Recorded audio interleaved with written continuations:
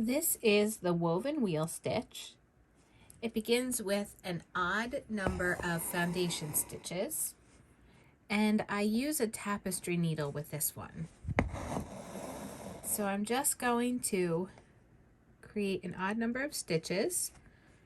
I start from the outside of the circle and they all go back in the same spot in the center.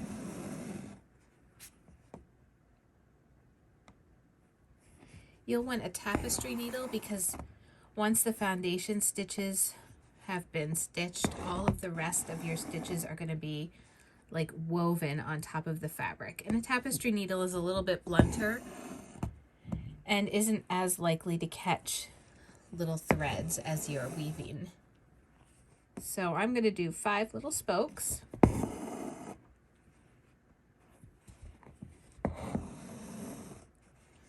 And then I'm going to bring my needle up right here, close to the center.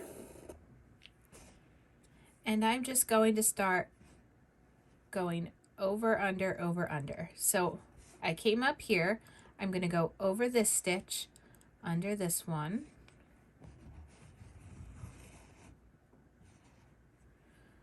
over this stitch, and under the next.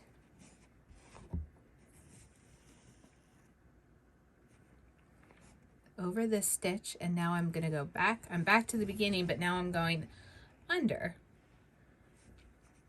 And I'm just going to continue this way all around the circle. I don't like to pull my thread too tight with this. You're pulling it just enough that it tightens, but it's not, if you pull it too tight, it's going to make your foundation stitches move around a little and it's going to just get a weird shape. This will use a lot of thread, so I like to start with more than I would normally start when I'm stitching, just so that I don't have to stop midway through and have to rethread with new thread and start over again. So you can see this is coming together really nicely. This is a great stitch to use if you're creating flowers. It could be the center of your flower. You could add beads in the middle of it. If you wanted a different look, you wouldn't have to extend your stitches and your weaving all the way to the ends. You could leave some of the little spokes showing. Maybe add beads to the outside edges.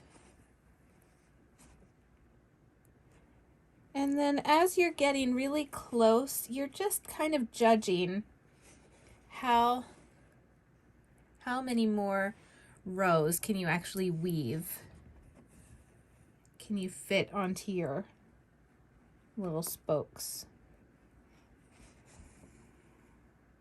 You want to, if you're covering it up completely, you kind of want to cover them up and make sure that they're all covered.